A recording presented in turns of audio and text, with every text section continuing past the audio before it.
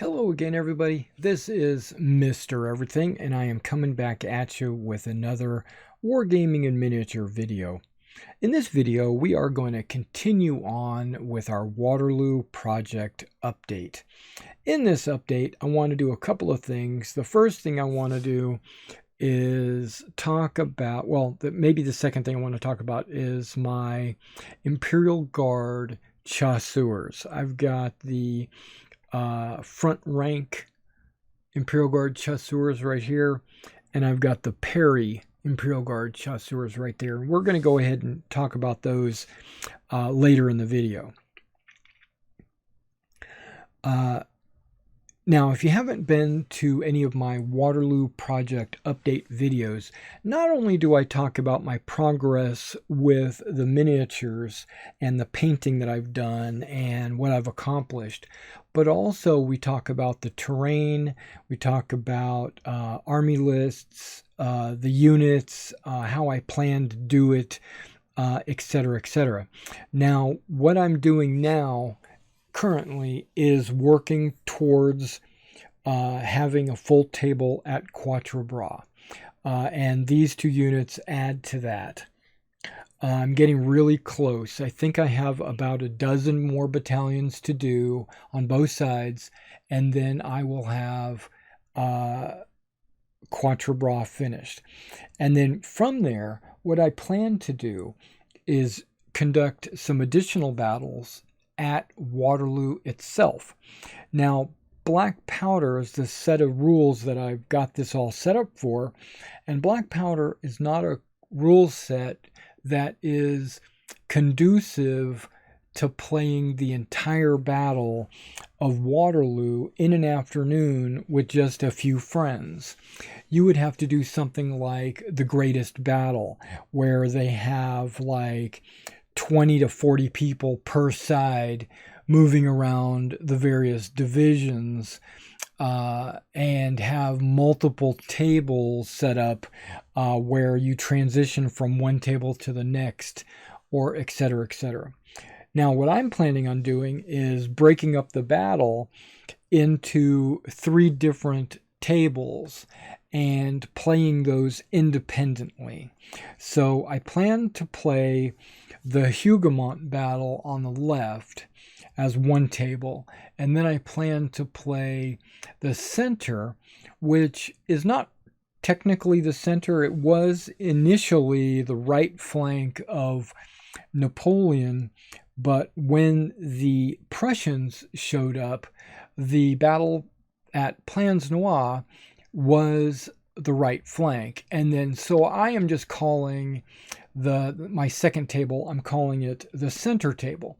Now I have a little map here I want to kind of show you. Let me get my hand on the mouse and boop. Okay, I could probably get that a little bit bigger just for this. Okay, so if you look over here on the, you see there's squares, right, or rectangles. I've got this black line there, and that is going to be one table. And then this line is another table that I plan to set up. And then this line here is going to be the Prussian table. Late in the afternoon, there were some Prussians that showed up down this road. They're not going to be gamed. That's not what we're going to work with. We're going to work with the Prussians that attacked down these roads here, that which took on various units in this area. I'm going to take this entire from Donzelot all the way over. If I put a mouse over here, it's harder to see. It's easier to oh, you can't see my mouse. Okay, yeah, so so from Donzelot, which is, okay, let's see if you can see this, which is there, right, all the way over. And so basically the Waterloo and Donzelot is an actual breakage right there. But that's okay. I'm going to put Waterloo on the Hougoumont table, and I'm going to use him with his entire corps. That's Real's corps, right? So that's going to be on that table. Plus, Kellerman is going to be on that table, or available to come onto that table. It'll be reserve off table, and the French players can decide to move Kellerman onto the table if they want. That's my plan over here. Knowing that LeBeau actually moved in this direction to fight, I'm going to set him up on the table right there. And I'm going to put the... Now, I don't know what I'm going to do about this Imperial Guard, because some of them went this way. The Young Guard definitely did. But the others kind of went this way. So the ones that go that way, I think I'm not even going to use. That's... yeah, because I'm not going to play the entire afternoon. We're only going to play like the morning of Hougoumont, the afternoon of D'Ileron, and then the late evening of LeBeau over here at Plancenoit. And what that basically does, because that's how the battle actually transpired. Real attacked early in the morning. Well, not really early, like 11. So he attacked in the morning, hoping to draw troops from the center over to this table. And what I might do is give him the option, like this Kilmansegg and Amti does, and maybe even Halkett, if this division gets used or moves off their defensive positions from table A, right, and this being table B, I might record that. And if Halkett actually moves in, or Kilmansegg moves in, then what we'll do is I will eliminate them from the table B battle. I'll give them an option. The allied player, whoever it is, will have the option to use them or not use them. And if they use them, then they will not be available on table B. But if they don't use them, then they will be available for table B. And so that'll be the overall commander's call. Okay, so where's my mouse pointer? Okay, so now with Donzelot, Alex, Marconnet, Deroute, this whole corps right there, along with Jacquinot, these guys are going to be on this table. Obviously, they're obviously on that table, and they will be making their attacks. So, and then I'm not sure about Malad. I know Subservi and Dumont, they attacked this way. I, for some reason, was thinking that Lefevre attacked with the old guard against some charging cavalry. It charged the guns. I'm not sure. I'm going to have to do a little bit more research on that. But probably what I'm going to do is leave Malad and Lefevre to fight over here, because I don't know if, I know I'm going to put Vandeleur and Ponsonby and Vivian on the table. I might even put Domburg and Somerset on, right on the edge of the table. Basically, they'll be like Kellerman down here. They'll be reserve elements that will move onto the table. So I don't know. And now Grant, if I remember right, Grant did fight in this area, and I think, not Vivian, who was it? Trip. It might have been Vivian. One of these cav units traveled all the way over to the other side. So I might do that. I might just scratch them out of this battle and put them at a later turn, like maybe turn 4 or something, because they have to travel across the battlefield. And I will also allow the Brunswickers to attack Lord Hill and Chase, I don't think we're going to do anything with them. I think I'm going to leave them in reserve back here, not really participating in the battle. And some of these units back here I'm probably not going to use to participate in the battle because they didn't really. Okay, so now talking about Quatre Bras, right? And these units that I'm working with right here. Let's see if I can get rid of everything. I mean, that's good enough, but I'm just using my back arrow. Okay. If I had created a second layer, boom. Okay, there we go. Now, if I draw on the second layer, I can just delete the layer. I should have did that originally. But in Quatre Bras, there are certain units that are going to be used, like Bing and Maitland, right? The guard, they're at Quatre Bras. Halkett, this is a different Halkett. Well, the Brunswickers are at Quatre Bras. Bylant, Second Netherlands with Bylant, and then Picton's troops with Kemp, Pack, Best. Those are at Quatre Bras, and I had already started Vinky because I thought Vinky was at Quatre Bras, but he's not, but that's okay. And then this is the rest of the Second Netherlands, I do believe, the Nassau Brigade, and this is the Dutch-Belgian Brigade up here. There's some 95th Rifles right there, and there are some units, some King's German Legion in there. I know all of these units are at Quatre Bras, plus I think most of these units here are at Quatre Bras as well. So now this Kilmansegg, Amtida, and Halkett, I think they're at Quatre Bras. I think they are. So I'll have to double check that. And I've already done one of, it was either Ponsonby's or Somerset. I did some Scots Greys. So I think I've already built those. And I think I did one of these guys over here too. But he's not for Quatre Bras. But what my point is, I've pretty much already got this entire... And these guys are all at Quatre Bras, as well as this and these guys. Which...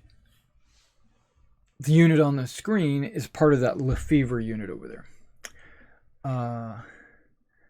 Because he's part of the Guard Cavalry. Okay, so the French pretty much is already finished for the Hougoumont battlefield. And I would only need to do a little bit of troops and maybe a cav unit. And maybe another cav unit. Vivian might be Netherlander cav, and if he is, I can what's the word? I can proxy, and that's what I'm planning on doing. I'm planning on like this Adams Brigade. I plan on taking a look to see exactly what that is, as well as Duplat and all that. And then proxying units from Picton, which I already have finished, into those battalions. And because I've got the Brunswickers and all that finished. So I think, to be honest, once I finish Quatre Bras, I could pretty much transplant whatever I need into the Hougoumont battlefield. I think I can do that.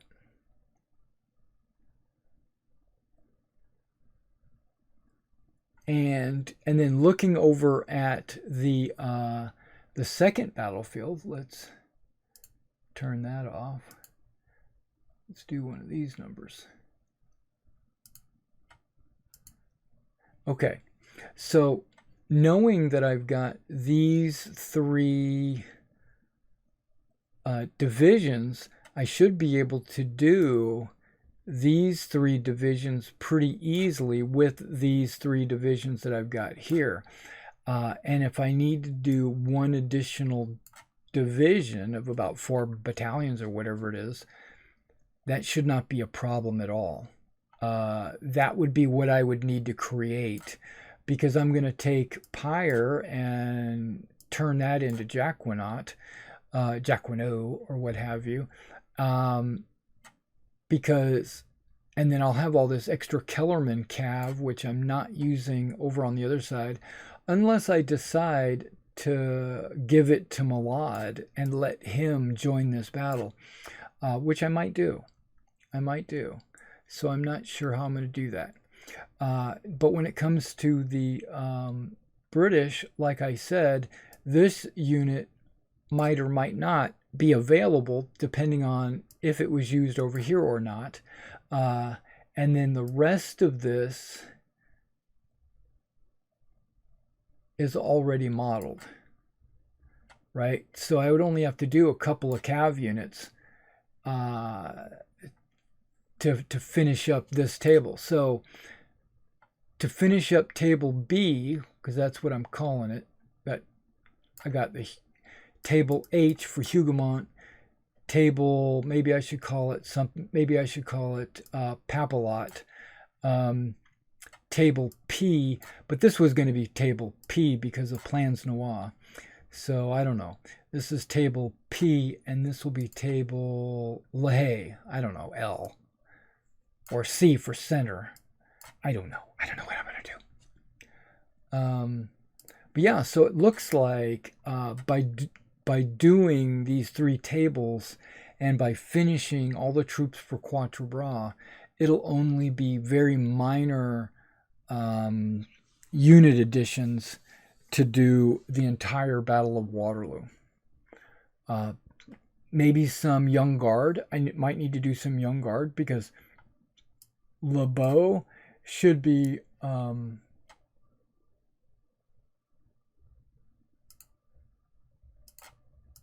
on. There we go. Because LeBeau, and that's really the only infantry over here other than the Young Guard. And LeBeau, this Rial's division can easily be proxied into LeBeau, and probably the Young Guard as well. I could just say that Foy's division is the Young Guard or whatever, because basically I'm just looking for bodies on bases. And Foy is pretty much all, well, I have a lot of light units in Rial. Now, if the, but the Cav, so you got Kellerman, and if I put Malad on this table, then it would not be needed for this table. And I already have the majority of this division done. It's the Subserve Domont that I don't have. And Kellerman might be able to substitute for that. I'll have to check, And I think I've got enough artillery batteries to be able to handle every artillery battery out there. So that shouldn't be too much of a trouble. I think this is going to go by pretty good. Okay, so let me go ahead and get rid of that display.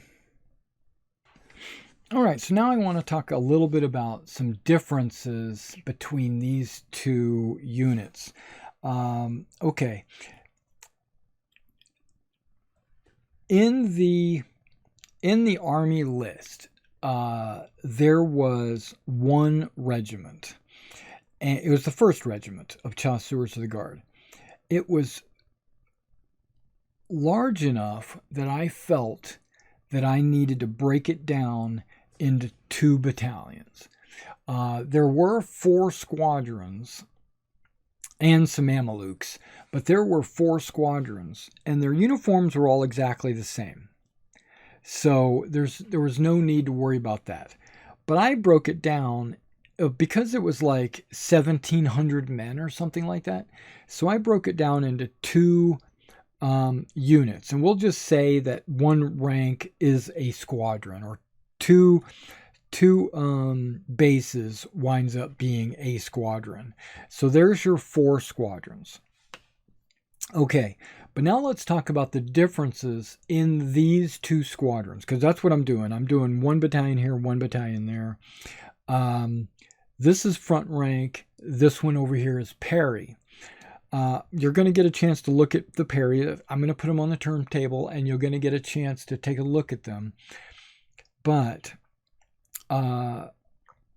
early war, like maybe Peninsula War or Russia, the Guard Chasseurs would have like a light tan pants or trousers or whatever they call them, breeches.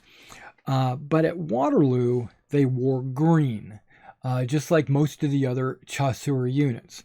So all of these have green trousers, no big deal. These guys are set up as in dress uniform, and these guys are set up in campaign uniform. The dress uniform has the plume, and you'll notice it's got the green bottom, the red top, except for the musician, which has a light blue and red top.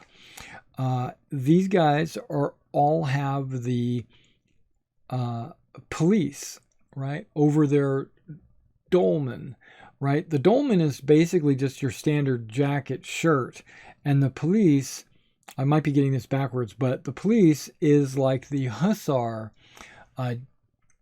like a coat, a jacket that you would wear over your uniform. And the Guard Chasseurs had red ones, right? So their entire uniform is green except for their police. And the police was in black wool's fur or what have you. These 2 models, the officers, the officer and the standard bearer, have wool saddles, wool coated saddles. Everyone else has the standard bedroll or blanket, horse blanket. On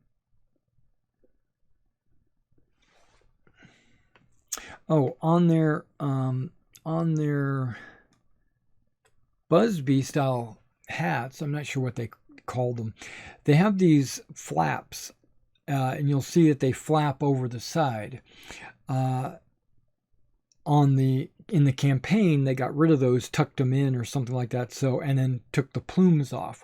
So the Perrys are not going to have any plume.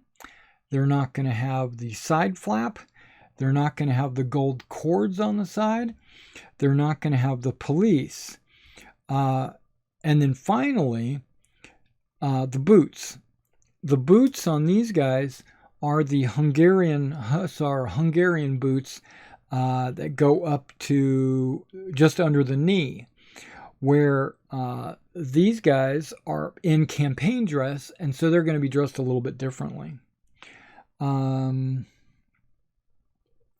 Now I saw that the 1st and 2nd squadrons had what's called a bay for a horse, and then the last, the 3rd and the 4th, which I guess I'm calling this one, would have the chestnuts for horses.